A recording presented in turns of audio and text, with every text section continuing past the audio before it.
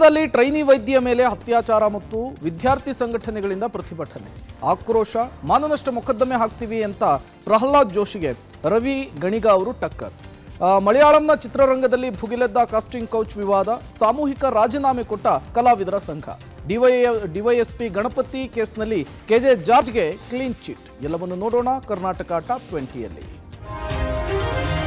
Wilson Garden Naga ಜೊತೆಗೆ ದರ್ಶನ್ ಕಾಣಿಸಿಕೊಂಡ ವಿಚಾರಕ್ಕೆ ಸಂಬಂಧಿಸಿದಂತೆ ಮಾಜಿ ಸಂಸದೆ ಸುಮಲತಾ ಅಂಬರೀಶ್ ದರ್ಶನ್ ನನ್ನ ಸಮರ್ಥಿಸಿಕೊಂಡಿದ್ದಾರೆ. ಜೈಲಲ್ಲಿ ಇರುವುದೇ ಕ್ರಿಮಿನಲ್ಸ್ ಅಲ್ವಾ? ಜೈಲಲ್ಲಿ ಓಡಾಟ ನಡೆಸೋಕೆ ಯಾರು ಸಿಗ್ತಾರೆ? ದರ್ಶನ್ ಆರೋಪಿ ಸ್ಥಾನದಲ್ಲಿದ್ದಾರೆ, ಹೀಗಾಗಿ ದರ್ಶನ್ ರನ್ನ ಮಾತ್ರ ಹೈಲೈಟ್ ಮಾಡ್ತಾ ಇದ್ದಾರೆ ಅಂದಿದ್ದಾರೆ. ಇನ್ನು ಇದೇ ವಿಚಾರಕ್ಕೆ ಸಂಬಂಧಿಸಿದಂತೆ ಮಾತನಾಡಿದ ಎಚ್ ವಿಶ್ವನಾಥ್, ದರ್ಶನ್ ಏನು ಸ್ವಾತಂತ್ರ್ಯ ಹೋರಾಟಗಾರನೇ ಅಂತ ಪ್ರಶ್ನಿಸಿದ್ದಾರೆ. ದರ್ಶನ್ ಒಬ್ಬ ಕ್ರಿಮಿನಲ್, ಒಬ್ಬನನ್ನ ಮರ್ಡರ್ ಮಾಡಿ ಹೋದವನು, ಅಂಥವನಿಗೆ ರಾಜೋಪಚಾರ ಕೊಡ್ತಾರೇನ್ರಿ ಹೋಮ್ ಮಿನಿಸ್ಟರ್? ಇದರ ಬಗ್ಗೆ ಕ್ರಮ ತೆಗೆದುಕೊಳ್ಬೇಕು ಅಂದಿದ್ದಾರೆ. ಇನ್ನು ಪರಪ್ಪನ ಅಗ್ರಹಾರದಿಂದ ದರ್ಶನ್ ಶಿಫ್ಟ್ ಬಗ್ಗೆ ಸಿಎಂ ಸಿದ್ದರಾಮಯ್ಯ ಪ್ರತಿಕ್ರಿಯಿಸಿದ್ದು, ಯಾವ ಜೈಲಿಗೆ ಸ್ಥಳಾಂತರ ಮಾಡಬೇಕು ಅಂತ ಪೊಲೀಸರು ತೀರ್ಮಾನಿಸುತ್ತಾರೆ. ಕೋರ್ಟ್ ಆದೇಶದ ಮೇಲೆ ಶಿಫ್ಟ್ ಮಾಡ್ತೇವೆ. ಸೀನಿಯರ್ ಸೂಪರಿಂಟೆಂಡೆಂಟ್ ವರದಿ ನೀಡಲು ಹೇಳಿದ್ದೇನೆ. ಇನ್ನು ಯಾರನ್ನಾದ್ರೂ ಸಸ್ಪೆಂಡ್ ಮಾಡಬೇಕಾದ್ರೆ ಮಾಡ್ತೀವಿ ಅಂದಿದ್ದಾರೆ. ದರ್ಶನ್ ಅವರು ಆರೋಪಿ ಸ್ಥಾನದಲ್ಲಿ ಇರೋರು, ಅವರು ಖಂಡಿತ ಇನ್ನೂ ಅವ್ರನ್ನ ದರ್ಶನ ಮಾತ್ರ ಪಿನ್ ಪಾಯಿಂಟ್ ಮಾಡಿ ನೋಡ್ತಾ ಇದ್ದಾರೆ. ಇನ್ ಯಾರು ಸಿಗ್ತಾರೆ ಜೊತೆಲಿ ಓಡಾಡಕ್ಕೆ? ಜೈಲಲ್ಲಿ ಇರೋದೇ ಕ್ರಿಮಿನಲ್ಸ್ ಅಲ್ವಾ? ರಿಪೋರ್ಟ್ ಕೊಟ್ಟ ಮೇಲೆ ಎಂಕ್ವೈರಿ ಮಾಡಕ್ಕೆ ಹೇಳಿದ್ದೀವಿ. ಈಗಾಗಲೇ ಸೀನಿಯರ್ ಜನ ಸಸ್ಪೆಂಡ್ ಮಾಡಿದ್ದೀವಿ. ಯಾರು ಮಾಡಬೇಕಂದ್ರೆ ಮಾಡ್ತೀವಿ. ರಿಪೋರ್ಟ್ ಆಧಾರದ ಮೇಲೆ ಅವ್ರನ್ನ ಬೇರೆ ಜೈಲ್ಗಳಿಗೆ ಕಳಿಸಬೇಕು ಅಂತ ಕಳಿಸ್ತೀವಿ.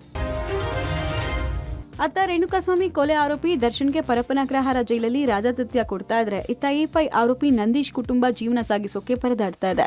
ಮಗ ಜೈಲು ಸೇರಿದ ಬಳಿಕ ನಂದೀಶ್ ಕುಟುಂಬಕ್ಕೆ ಆರ್ಥಿಕ ಸಂಕಷ್ಟ ಎದುರಾಗಿದೆ. ಮನೆಗಾಗಿ ಮಗ ನಂದೀಶ್ ಮಾಡಿದ್ದ ಸಾಲ ವಯಸ್ಸಾದ ತಂದೆ ತಾಯಿ ಹೆಗಲಿಗೆ ಬಿದ್ದಿದೆ. ಪ್ರತಿ ತಿಂಗಳು 20,000 ರೂಪಾಯಿ ಕಟ್ಟಲೇಬೇಕಾದ ಸ್ಥಿತಿ ಇತ್ತು. ನಂದೀಶ್ ಕುಟುಂಬಸ್ಥರ ಕಷ್ಟ ನೋಡೋಕಾಗದೆ ಕೆಲ ಸಂಬಂಧಿಕರು 1 ತಿಂಗಳ ಸಾಲದ ಕಂತು ಕಟ್ಟಿದ್ದಾರೆ. Rowdy sheeter Wilson Garden Naga ಜೊತೆಗೆ ದರ್ಶನ್ ಹರಟೆ ಹೊಡಿತಾ ಇದ್ದಾನೆ. ಆದ್ರೆ ಅದೇ ಜೈಲಿನಲ್ಲಿದ್ರು ದರ್ಶನ್ ನಂದೀಶ್ಗೆ ಸಿಕ್ಕಿಲ್ಲ. ತನ್ನಿಂದ ಜೈಲು ಸೇರಿದವರಿಗೆ ಈವರೆಗೂ ದರ್ಶನ್ ಧೈರ್ಯ ಹೇಳಿಲ್ಲ. ದರ್ಶನ್ ಆಪ್ತರು ಅಥವಾ ವಕೀಲರು ಆರೋಪಿ ನಂದೀಶ್ ಭೇಟಿ ಮಾಡಿಲ್ಲ. ದರ್ಶನ್ರ ಈ ನಡೆಯಿಂದ ನಂದೀಶ್ ಕುಟುಂಬಕ್ಕೆ ಆತಂಕ ಶುರುವಾಗಿದೆ. ನಟ ದರ್ಶನ್ ಮಗನ ಕೈ ಬಿಟ್ಬಿಡ್ತಾರ ಅನ್ನೋ ಭಯದಲ್ಲಿ ನಂದೀಶ್ ಕುಟುಂಬ ಕಣ್ಣೀರಿಡ್ತಾ ಇದೆ. ನಮಗೆ ಬೇಜಾರು, ಹಿಂಗಿದ್ದಿಂಗೆ ಆಯ್ತಲ್ಲ ಅಂತ. ಹೋಗಿದ್ದೆ ಸರ್, ಒಂದೇ ಸರ ನಾವು ಹೋಗಿದ್ದು. 15 ದಿನಕ್ಕೆ ವಾರಕ್ಕೆ ಹೋಯ್ತಾ ಇರ್ತಾರೆ. ಅಷ್ಟು ಬಿಟ್ರೆ ಇನ್ನೇನು ಗೊತ್ತಿಲ್ಲ ಸರ್. ಅಲ್ಲಿ ಏನು ಆಯ್ತದೆ ಅಂತೂ ಗೊತ್ತಿಲ್ಲ ಸರ್. ಆಗ್ಬಿಟ್ಟು ಮಾತಾಡ್ಸ್ಕೊಂಡು 4 ಮಾತಾಡ್ಸ್ಕೊಂಡು ನಮಗೂ ಇದಾಯಿತು. ನಾವೇನು ಅವ್ರನ್ನೇ ಕರ್ಕೊಬರೋದು, ನಾವು ಬೇಲ್ ಕೊಟ್ಟು ನಾವು ಬಿಡ್ಕೊಬರ್ತೀವಿ ಅನ್ನೋದು ಏನು ನಮ್ಮ ಏನೂ ಇಲ್ಲ. ಅವ್ರು ಕರ್ಕೋಗೋರೆ ಕರ್ಕೊಬರ್ಲೇಬೇಕಾದ್ರೆ. ಮೂಡಾ ವಿವಾದದಿಂದಾಗಿ ಮೊದಲೇ ಇಕ್ಕಟ್ಟಿಗೆ ಸಿಲುಕಿರುವ ಮುಖ್ಯಮಂತ್ರಿ ಸಿದ್ದರಾಮಯ್ಯ ಸರ್ಕಾರ ಮತ್ತೊಂದು ವಿವಾದವನ್ನ ಮೈ ಮೇಲೆ ಎಳೆದುಕೊಂಡಿದೆ. ಎಐಸಿಸಿ ಅಧ್ಯಕ್ಷ ಮಲ್ಲಿಕಾರ್ಜುನ ಖರ್ಗೆ ಪುತ್ರ ರಾಹುಲ್ ಖರ್ಗೆ ಟ್ರಸ್ಟಿಯಾಗಿರುವ ಸಿದ್ಧಾರ್ಥ ವಿಹಾರ್ ಟ್ರಸ್ಟ್ಗೆ ಕೆಐಎಡಿಬಿಯ ಹೈಟೆಕ್ಸ್ ಡಿಫೆನ್ಸ್ ಏರೋಸ್ಪೇಸ್ ಪಾರ್ಕ್ನಲ್ಲಿ 5 ಎಕರೆ ಭೂಮಿ ನೀಡಿರೋದು ಈಗ ವಿವಾದಕ್ಕೆ ಕಾರಣವಾಗಿದೆ. ಕೈಗಾರಿಕಾ ಪ್ರದೇಶಗಳಲ್ಲಿ ನಾಗರಿಕ ಸೌಲಭ್ಯಗಳಿಗೆ ಮೀಸಲಿಟ್ಟ ಸಿಎ ನಿವೇಶನವನ್ನ ಹಂಚಿಕೆ ಮಾಡಿದ್ದು ಹೇಗೆ ಅಂತ ವಿಪಕ್ಷಗಳು ಈಗ ತಕರಾರು ಎತ್ತಿವೆ.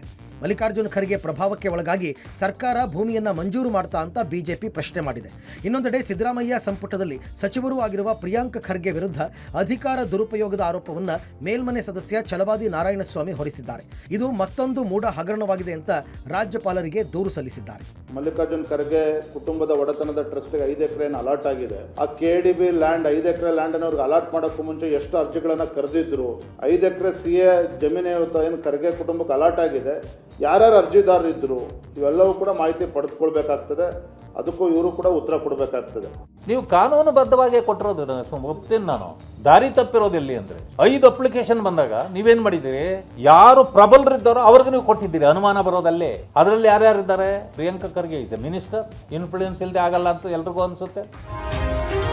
ಕೆಐಎಡಿಬಿಯ ಹೈಟೆಕ್ಸ್ ಡಿಫೆನ್ಸ್ ಏರೋಸ್ಪೇಸ್ ಪಾರ್ಕ್ನಲ್ಲಿ ಸಹೋದರ ರಾಹುಲ್ ಖರ್ಗೆ ಟ್ರಸ್ಟಿಯಾಗಿರುವ ಸಿದ್ಧಾರ್ಥ ವಿಹಾರ್ ಟ್ರಸ್ಟ್ಗೆ 5 ಎಕರೆ ಭೂಮಿ ಕೊಟ್ಟಿರೋದನ್ನು ಸಚಿವ ಪ್ರಿಯಾಂಕ್ ಖರ್ಗೆ ಸಮರ್ಥಿಸಿಕೊಂಡಿದ್ದಾರೆ. ಕೈಗಾರಿಕಾ ಉದ್ದೇಶಕ್ಕೆ ಜಮೀನು ಮಂಜೂರು ಮಾಡಿಲ್ಲ, ಬದಲಾಗಿ ಶೈಕ್ಷಣಿಕ ಉದ್ದೇಶಕ್ಕೆ ಮಂಜೂರು ಮಾಡಲಾಗಿದೆ. ಜಮೀನು ಮಂಜೂರಾತಿ ವೇಳೆ ಯಾವುದೇ ಸಬ್ಸಿಡಿ ಅಥವಾ ವಿನಾಯಿತಿ ನೀಡಿಲ್ಲ.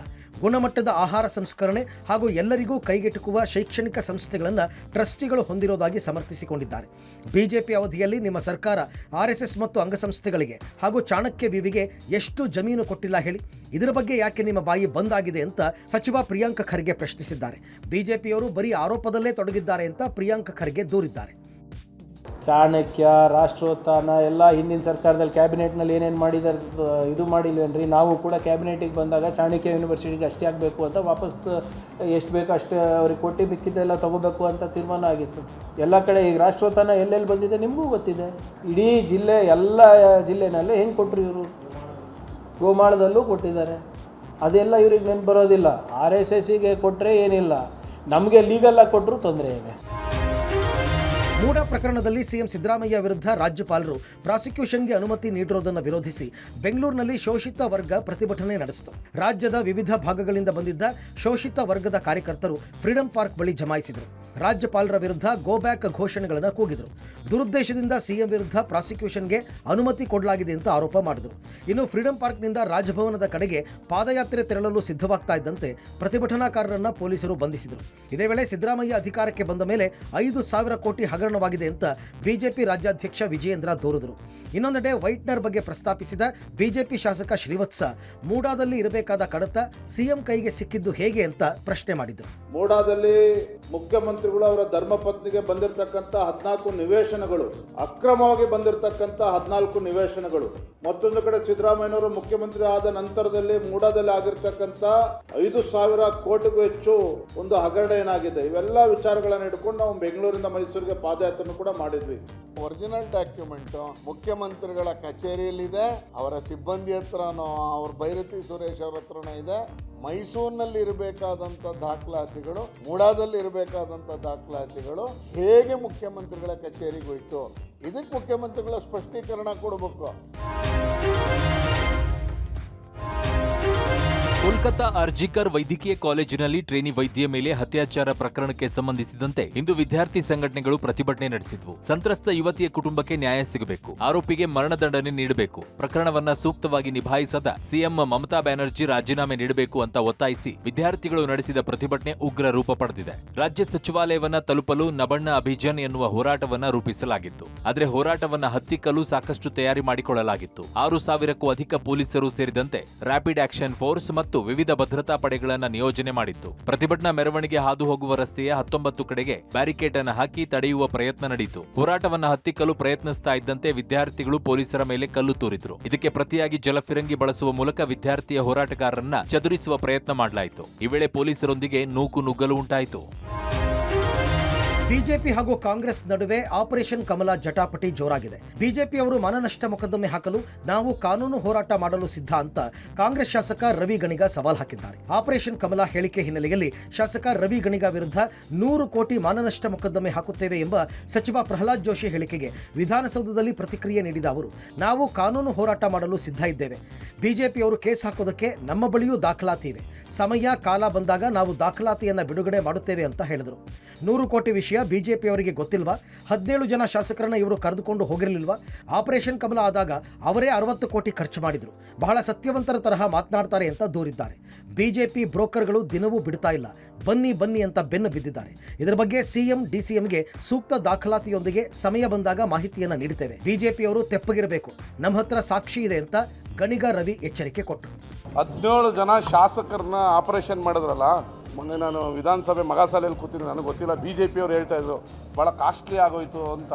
30 ಕೈ ಕೊಟ್ಟು 30 ಚುನಾವಣೆ ಖರ್ಚು ಮಾಡ್ದೋ ಒಬ್ಬೊಬ್ಬನಿಗೆ ಅಂತ. ಅವತ್ತೇ 60 ಮಾಡಿದ್ರಲ್ಲ ಬಿಜೆಪಿಯವ್ರಿಗೆ. 100 ರೂಪಾಯಿಗೆ ಗೊತ್ತಿಲ್ವಾಗಾದ್ರೆ ಎವಿಡೆನ್ಸ್ ಇದೆ. ಯಾವಾಗ ಬೇಕು ಅವಾಗ ಮುಖ್ಯಮಂತ್ರಿಗಳಿಗೆ ನಮ್ಮ ಹೋಮ್ ಮಿನಿಸ್ಟರ್ ಕೊಡ್ತೀವಿ. ಆಪರೇಷನ್ ಕಮಲ ಮಾಡೋದಕ್ಕೆ ಯಾರು ತಯಾರಿಲ್ಲ. ನಮ್ಮ ಕಾಂಗ್ರೆಸ್ಸಿಗರು ಅವ್ರನ್ನ ಯಾವಾಗ ಹಿಡ್ಕೊಡ್ಬೇಕೋ ಹಿಡ್ಕೊಡ್ತೀವಿ. ಮಲಯಾಳಂ ಚಿತ್ರರಂಗದಲ್ಲಿ ಭುಗಿಲೆದ್ದಿರೋ ಕಾಸ್ಟ್ ಕೌಚಿಂಗ್ ವಿವಾದದಿಂದ ಬಿರುಗಾಳಿ ಎದ್ದಿದೆ. ಸ್ಟಾರ್ ನಟರ ವಿರುದ್ಧ ನಟಿಯರು ಮಾಡಿರೋ ಸೆಕ್ಸ್ ಮಾಫಿಯಾ ಆರೋಪದ ಬೆನ್ನಲ್ಲೇ ಮಲಯಾಳಂ ಕಲಾವಿದರ ಸಂಘ ಸಾಮೂಹಿಕ ರಾಜೀನಾಮೆ ನೀಡಿದೆ. ಮೋಹನ್ ಲಾಲ್ ನೇತೃತ್ವದ ಸಂಘ ಸಾಮೂಹಿಕ ರಾಜೀನಾಮೆ ನೀಡಿದೆ. ಮೊನ್ನೆಯಷ್ಟೇ ಪ್ರಧಾನ ಕಾರ್ಯದರ್ಶಿ ಹುದ್ದೆಗೆ ನಟ ಸಿದ್ದಿಕ್ ರಾಜೀನಾಮೆಯನ್ನ ಕೊಟ್ಟಿದ್ರು. ಸಿದ್ದಿಕ್ ವಿರುದ್ಧ ನಟಿಯೊಬ್ಬರು ದೂರು ಕೊಟ್ಟಿದ್ದರಿಂದ ರಾಜೀನಾಮೆ ಕೊಟ್ಟಿದ್ರು. ಇದೀಗ ಮೋಹನ್ ಲಾಲ್ ಸಹಿತ ಕಲಾವಿದರ ಸಂಘದ ಸದಸ್ಯರೆಲ್ಲರೂ ಸಾಮೂಹಿಕ ರಾಜೀನಾಮೆ ಕೊಟ್ಟಿದ್ದಾರೆ. ಈಗಾಗಲೇ ಲೈಂಗಿಕ ದೌರ್ಜನ್ಯದ ಬಗ್ಗೆ ತನಿಖೆ ನಡೆಸಲು ಸರ್ಕಾರ ಎಸ್ಐಟಿ ಕೂಡ ರಚಿಸಿದೆ. ಡಿವೈಎಸ್ಪಿ ಎಂಕೆ ಗಣಪತಿ ಆತ್ಮಹತ್ಯೆ ಪ್ರಕರಣದಲ್ಲಿ ಸಚಿವ ಕೆಜೆ ಜಾರ್ಜ್ಗೆ ಮತ್ತೆ ಬಿಗ್ ರಿಲೀಫ್ ಸಿಕ್ಕಿದೆ. ಹೈಕೋರ್ಟ್ ಆದೇಶ ಸುಪ್ರೀಂ ಕೋರ್ಟ್ ಎತ್ತಿ ಹಿಡಿದಿದೆ. ಸಿಬಿಐ ಸಿಐಡಿ ತನಿಖಾ ತಂಡಗಳು ಬಿ ರಿಪೋರ್ಟ್ ಸಲ್ಲಿಸಿದ್ವು. ಪ್ರಕರಣದಲ್ಲಿ ಕೆಜೆ ಜಾರ್ಜ್ ಪಾತ್ರವಿಲ್ಲ ಅಂತ ಈ ಹಿಂದೆ ಹೈಕೋರ್ಟ್ ಆದೇಶ ನೀಡಿತ್ತು. ಕೆಜೆ ಜಾರ್ಜ್ ಅವರ ಪಾತ್ರವಿಲ್ಲ ಅಂತ ತನಿಖಾ ವರದಿಯಲ್ಲಿ ಹೇಳಿದ್ವು. ಇದನ್ನ ಪ್ರಶ್ನೆ ಮಾಡಿ ಎಂಕೆ ಗಣಪತಿ ಸಹೋದರಿ ಸಬಿತಾ ಸುಪ್ರೀಂ ಕೋರ್ಟ್ಗೆ ಮೇಲ್ಮನವಿ ಸಲ್ಲಿಸಿದ್ರು. ಇಂದು ವಿಚಾರಣೆ ನಡೆಸಿದ ಸುಪ್ರೀಂ ಕೋರ್ಟ್ ಅರ್ಜಿಯನ್ನ ವಜಾಗೊಳಿಸಿದೆ. ಪ್ರಕರಣದಲ್ಲಿ ಕೆಜೆ ಜಾರ್ಜ್ ಸಂಪೂರ್ಣವಾಗಿ ಕಳಂಕ ಮುಕ್ತವಾಗಿದ್ದಾರೆ. ಪ್ರಕರಣದಲ್ಲಿ ಪೊಲೀಸ್ ಅಧಿಕಾರಿಗಳಾದ ಎಎಂ ಮೊಹಂತಿ ಮತ್ತು ಪ್ರಣಬ್ ಮೊಹಂತಿಗೂ ಕೂಡ ಬಿಗ್ ರಿಲೀಫ್ ಸಿಕ್ಕಿದೆ. ಚನ್ನಪಟ್ಟಣ ಉಪಚುನಾವಣಾ ಕಣ ರಂಗೇರಿದೆ. ಟಿಕೆಟ್ಗಾಗಿ ನಾಳೆ ಮತ್ತೆ ಸಿಪಿ ಯೋಗೇಶ್ವರ್ ದೆಹಲಿ ಯಾತ್ರೆ ಮಾಡಲಿದ್ದಾರೆ. ಮೈತ್ರಿ ಟಿಕೆಟ್ ಗಿಟ್ಟಿಸಿಕೊಳ್ಳೋದಕ್ಕೆ ಸಿಪಿ ಯೋಗೇಶ್ವರ್ ಹರಸಾಹಸ ಪಡ್ತಾ ಇದ್ದಾರೆ. ಸ್ಥಳೀಯ ಬಿಜೆಪಿ ನಾಯಕರನ್ನ ಒಳಗೊಂಡ ನಿಯೋಗದ ಜೊತೆ ಹೈಕಮಾಂಡ್ ಭೇಟಿ ಮಾಡಲಿರುವ ಸಿಪಿ ಯೋಗೇಶ್ವರ್ ಮೈತ್ರಿ ಟಿಕೆಟ್ ಸಂಬಂಧ ವರಿಷ್ಠರ ಜೊತೆ ಚರ್ಚೆ ನಡೆಸಲಿದ್ದಾರೆ. ಮೈತ್ರಿ ಟಿಕೆಟ್ಗಾಗಿ ಹಠ ಹಿಡಿದು ಕೂತಿರುವ ಯೋಗೇಶ್ವರ್ ಹಠಕ್ಕೆ ಬಿಜೆಪಿ ಹೈಕಮಾಂಡ್ ಮಣಿಯುತ್ತಾ ಎಂಬುದೇ ಈಗ ಪ್ರಶ್ನೆಯಾಗಿ ಉಳಿದಿದೆ. ನಾಳೆ ಅಥವಾ ನಾಡಿದ್ದು ಟಿಕೆಟ್ ಗೊಂದಲಕ್ಕೆ ಅಂತಿಮ ತೆರೆ ಎಳೆಯಲಿರುವ ಬಿಜೆಪಿ ಹೈಕಮಾಂಡ್ ಎಚ್ಡಿಕೆ ಮನವೊಲಿಸಿ ಯೋಗೇಶ್ವರ್ಗೆ ಟಿಕೆಟ್ ಫೈನಲ್ ಮಾಡುತ್ತಾ ಅನ್ನೋದು ಕುತೂಹಲಕಾರಿಯಾಗಿದೆ. ಈಗಾಗಲೇ ಸಿಪಿ ಯೋಗೇಶ್ವರ್ ಕ್ಷೇತ್ರದಲ್ಲಿ ಚುನಾವಣಾ ಸರ್ವೆ ಕಾರ್ಯ ಆರಂಭಿಸಿದ್ದಾರೆ. ಗ್ರಾಮ ಪಂಚಾಯಿತಿ ಮಟ್ಟದ ಮುಖಂಡರು ಕಾರ್ಯಕರ್ತರನ್ನ ಮನೆಗೆ ಕರೆಸಿ ಸಭೆ ನಡೆಸಿದ್ದು ಗ್ರಾಮದಲ್ಲಿ ಜನರ ಒಲವು ಯಾರ ಕಡೆ ಇದೆ ಎಂಬುದರ ಅವಲೋಕನ ಮಾಡಿದ್ದಾರೆ. ಟಿಕೆಟ್ ಸಿಗದೆ ಪಕ್ಷೇತರ ಸ್ಪರ್ಧೆ ಮಾಡಿದರೂ ಜನ ಬೆಂಬಲದ ಬಗ್ಗೆ ಮಾಹಿತಿ ಸಂಗ್ರಹ ಮಾಡಿದ್ದಾರೆ. ಮತ್ತೊಂದೆಡೆ ಚನ್ನಪಟ್ಟಣ ಕ್ಷೇತ್ರದಲ್ಲಿ ಆಕ್ಟಿವ್ ಆಗಿರುವ ನಿಖಿಲ್ ಕುಮಾರಸ್ವಾಮಿ ಜೆಡಿಎಸ್ನಿಂದ ಸ್ಥಳೀಯ ಮುಖಂಡನಿಗೆ ಟಿಕೆಟ್ ಕೊಡಿಸಲು ತಂತ್ರ ಹೂಡಿದ್ದಾರೆ. ರಾಜ್ಯದ ಜನರಿಗೆ ಕಂದಾಯ ಇಲಾಖೆ ಗುಡ್ ನ್ಯೂಸ್ ಕೊಟ್ಟಿದೆ. ಮಹತ್ವದ ಯೋಜನೆಯನ್ನು ರಾಜ್ಯಾದ್ಯಂತ ವಿಸ್ತರಿಸಲು ಮುಂದಾಗಿದೆ. ಖಾತೆ, ಕಂದಾಯ, ಆಸ್ತಿ ಪತ್ರ ನೋಂದಣಿಯನ್ನು ಜಿಲ್ಲಾ ನೋಂದಣಿ ಕಚೇರಿಯಲ್ಲೇ ನೋಂದಾಯಿಸಬೇಕಿತ್ತು. ಆದರೆ ಈಗ ಒಂದು ಜಿಲ್ಲೆಯ ಒಳಗಡೆ ಇರುವ ಯಾವುದೇ ಸಬ್ ರಿಜಿಸ್ಟ್ರಾರ್ ಕಚೇರಿಗಳಲ್ಲಿ ನೋಂದಣಿ ಮಾಡಿಕೊಳ್ಳಬಹುದಾದ ಎನಿವೇರ್ ರಿಜಿಸ್ಟ್ರೇಷನ್ ಯೋಜನೆ ಜಾರಿ ಮಾಡೋದಕ್ಕೆ ಕಂದಾಯ ಇಲಾಖೆ ಮುಂದಾಗಿದೆ. ಪ್ರಾಯೋಗಿಕವಾಗಿ ಬೆಂಗಳೂರು, ತುಮಕೂರು, ಬೆಳಗಾವಿಯಲ್ಲಿ ಜಾರಿ ಮಾಡಿತ್ತು. ಈಗ ರಾಜ್ಯದ ಎಲ್ಲ ಜಿಲ್ಲೆಗಳಿಗೂ ವಿಸ್ತರಣೆ ಆಗಲಿದೆ. ಇನ್ನು ಸಾರ್ವಜನಿಕರು ಏನೇ ರಿಜಿಸ್ಟ್ರೇಷನ್ ಇದ್ದರೂ ತಮ್ಮ ಜಿಲ್ಲೆಗಳ ಒಳಗಡೆ ಇರುವ ಉಪ ನೋಂದಣಿ ಕೇಂದ್ರಗಳಲ್ಲಿ ಮಾಡಿಸಬಹುದು. ಇದರಿಂದ ಹೆಚ್ಚು ಸಮಯ ಕ್ಯೂನಲ್ಲಿ ನಿಲ್ಲೋದು ತಪ್ಪುತ್ತೆ. ಜೊತೆಗೆ ಸಮಯ ಉಳಿತಾಯ ಆಗಲಿದೆ. ನೋಂದಣಿ ಕೆಲಸ ಬೇಗ ಕೂಡ ಆಗಲಿದೆ. ಸೆಪ್ಟೆಂಬರ್ 2ನೇ ತಾರೀಕಿಂದ ಇಡೀ ರಾಜ್ಯದಲ್ಲಿ ಆಯಾ ಜಿಲ್ಲೆಯ ಒಳಗಡೆ ಯಾವ ಸಬ್ ರಿಜಿಸ್ಟ್ರಾರ್ ಕಚೇರಿಗೆ ಬೇಕಾದರೂ ಹೋಗಿ ನೋಂದಣಿಯನ್ನ ಮಾಡಿಸ್ಕೊಳ್ಬಹುದು. ಆ ಇಡೀ ಜಿಲ್ಲೆಯಲ್ಲಿ ಜನಗಳಿಗೆ ಯಾವ ಕಚೇರಿಗೆ ಹೋದ್ರೆ ಸೌಕರ್ಯ ಆಗುತ್ತೆ, ಎಲ್ಲಿ ಬೇಗ ಕೆಲಸ ಆಗುತ್ತೆ, ಎಲ್ಲಿ ಜನಗಳ ಅನುಕೂಲ ಇದೆ ಆ ಕಚೇರಿಗೆ ಹೋಗಿ, ಆ ಜಿಲ್ಲೆಯಲ್ಲಿ ಯಾವುದೇ ಸಬ್ ರಿಜಿಸ್ಟ್ರಾರ್ ಕಚೇರಿಗೆ ಹೋಗಿ ನೋಂದಣಿ ಕೆಲಸವನ್ನ ಮಾಡಿಸ್ಕೊಳ್ಬಹುದು. ಚಿಕ್ಕಬಳ್ಳಾಪುರದ ಆಲಂಬಗಿರಿ ಗ್ರಾಮದಲ್ಲಿ ರಾಶಿ ನಾಗರ ಕಲ್ಲುಗಳು ಪತ್ತೆಯಾಗಿವೆ. ರಾಶಿ ನಾಗರ ಕಲ್ಲುಗಳನ್ನು ಕಂಡು ಗ್ರಾಮಸ್ಥರು ಅಚ್ಚರಿಗೊಂಡಿದ್ದಾರೆ. ನೂರಾರು ವರ್ಷಗಳ ಹಿಂದೆ ಭೂಮಿಯಲ್ಲಿ ಮುಚ್ಚಿ ಹೋಗಿದ್ದ ನಾಗರ ಕಲ್ಲುಗಳು ಒಂದೇ ಜಾಗದಲ್ಲಿ ಸಿಕ್ಕಿವೆ. 90ಕ್ಕೂ ಹೆಚ್ಚು ನಾಗರ ಕಲ್ಲುಗಳು ಒಂದೇ ಸ್ಥಳದಲ್ಲಿ ಕಂಡು ಗ್ರಾಮಸ್ಥರು ಆಶ್ಚರ್ಯಚಕಿತರಾಗಿದ್ದಾರೆ. ಮೊದಲಿಗೆ ಒಂದೆರಡು ನಾಗರ ಕಲ್ಲುಗಳು ಸಿಕ್ಕಿದ್ದು ಭೂಮಿಯನ್ನು ಅಗೆಯುತ್ತಾ ಹೋದಂತೆ ಮತ್ತಷ್ಟು ನಾಗರ ಕಲ್ಲುಗಳು ಸಿಕ್ಕುತ್ತಲೇ ಇವೆ. ಮೇಲಿದ್ದ 3 ನಾಗರ ಕಲ್ಲುಗಳಿಗೆ ಗ್ರಾಮಸ್ಥರು ಪೂಜೆ ಸಲ್ಲಿಸಿದ್ದಾರೆ. ಪ್ರತಿ ವರ್ಷ ಗಣೇಶ ಚತುರ್ಥಿ ಹಬ್ಬಕ್ಕೆ ಈ ಸ್ಥಳವನ್ನು ಸ್ವಚ್ಛಗೊಳಿಸಲಾಗುತ್ತೆ. ಅದರಂತೆ ಕ್ಲೀನ್ ಮಾಡ್ತಾ ಇದ್ದ ವೇಳೆ ರಾಶಿ ನಾಗರ ಕಲ್ಲುಗಳು ಕಾಣಿಸಿವೆ. ಆಲಂಬಗಿರಿ ಗ್ರಾಮದ ಕೆರೆಕಟ್ಟೆ ಕೆಳಗೆ ಇನ್ನಷ್ಟು ನಾಗರ ಕಲ್ಲುಗಳು ಇರುವ ಶಂಕೆ ಇದ್ದು ಸ್ಥಳದಲ್ಲಿ ಗ್ರಾಮಸ್ಥರು ಜಮಾಯಿಸಿ ಪೂಜೆ ಪುನಸ್ಕಾರ ಮಾಡ್ತಾ ಇದ್ದಾರೆ. ಪಶ್ಚಿಮ ಘಟ್ಟ ಮಹಾರಾಷ್ಟ್ರ ಭಾಗದಲ್ಲಿ ಭಾರಿ ಮಳೆಯಾಗ್ತಾ ಇದೆ. ಪರಿಣಾಮ ಚಿಕ್ಕೋಡಿ ಉಪವಿಭಾಗ ವ್ಯಾಪ್ತಿಯಲ್ಲಿ ಮತ್ತೆ ಪ್ರವಾಹದ ಆತಂಕ ಎದುರಾಗಿದೆ. ಕೃಷ್ಣಾ, ವೇದಗಂಗಾ, ದೂದಗಂಗಾ ನದಿಗಳು ಅಪಾಯದ ಮಟ್ಟ ಮೀರಿ ಹರಿಯುತ್ತಿವೆ. ಕೃಷ್ಣಾ ನದಿಯಲ್ಲಿ ಒಂದೇ ದಿನಕ್ಕೆ 30,000 ಕ್ಯೂಸೆಕ್ ಒಳಹರಿವು ಏರಿಕೆಯಾಗಿದೆ. 64,000 ಕ್ಯೂಸೆಕ್ ಇದ್ದ ಒಳಹರಿವು 94,000 ಕ್ಯೂಸೆಕ್ಗೆ ಏರಿಕೆಯಾಗಿದೆ. ಒಂದು ತಿಂಗಳಲ್ಲಿ 6 ಸಂಪರ್ಕ ಸೇತುವೆಗಳು 3ನೇ ಬಾರಿಗೆ ಮುಳುಗಡೆಯಾಗಿವೆ. ವೇದಗಂಗಾ ನದಿಗೆ ಅಡ್ಡಲಾಗಿ ಕಟ್ಟಿರುವ ಅಕ್ಕೋಳ, ಸಿದ್ನಾಳ, ಜತ್ರಾಟ, ಭೀವೇಶಿ ಸೇತುವೆ ಜಲಾವೃತಗೊಂಡಿದೆ. ದೂದಗಂಗಾ ನದಿಗೆ ಅಡ್ಡಲಾಗಿ ಕಟ್ಟಿರುವ ಕಾರದಗ, ಭೋಜ್, ಭಾರವಾಡ, ಕುನ್ನೂರ, ಭೋಜ್, ಕುನ್ನೂರ, ಮಲ್ಲಿಕವಾಡ, ದತ್ತವಾಡ ಸೇತುವೆ ಮುಳುಗಡೆಯಾಗಿದೆ. ಸೇತುವೆ ಎರಡೂ ಬದಿಯಲ್ಲಿ ಬ್ಯಾರಿಕೇಡ್ ಹಾಕಿ ಸಂಚಾರ ನಿಷೇಧ ಹೇರಲಾಗಿದೆ. ನದಿ ಪಾತ್ರದಲ್ಲಿ ಜನರಿಗೆ ಮತ್ತೆ ಪ್ರವಾಹದ ಆತಂಕ ಎದುರಾಗಿದೆ. ಇತ್ತ ಕಲಬುರಗಿ ಜಿಲ್ಲೆ ಅಫಜಲ್ಪುರ ತಾಲೂಕಿನ ಮಣ್ಣೂರು ಗ್ರಾಮ ಶ್ರೀ ಯಲ್ಲಮ್ಮ ದೇವಿ ದೇವಸ್ಥಾನ ಸೇತುವೆ ಜಲಾವೃತವಾಗಿದೆ. ಭೀಮಾ ನದಿಯಲ್ಲಿರುವ ಯಲ್ಲಮ್ಮ ದೇವಿ ದೇವಸ್ಥಾನಕ್ಕೆ ಹೋಗುವ ಪ್ರಮುಖ ಸೇತುವೆ ಇದಾಗಿದ್ದು ಸೇತುವೆ ಮುಳುಗಡೆಗೆ ಕೇವಲ 1 ಅಡಿ ಮಾತ್ರ ಬಾಕಿ ಇದೆ. ಉಜ್ಜನಿ ಮತ್ತು ವೀರಭಟ್ಕರ್ ಜಲಾಶಯದಿಂದ 1.41 ಲಕ್ಷ ಕ್ಯೂಸೆಕ್ಗೂ ಅಧಿಕ ನೀರು ಬಿಡುಗಡೆ ಮಾಡಲಾಗಿದೆ.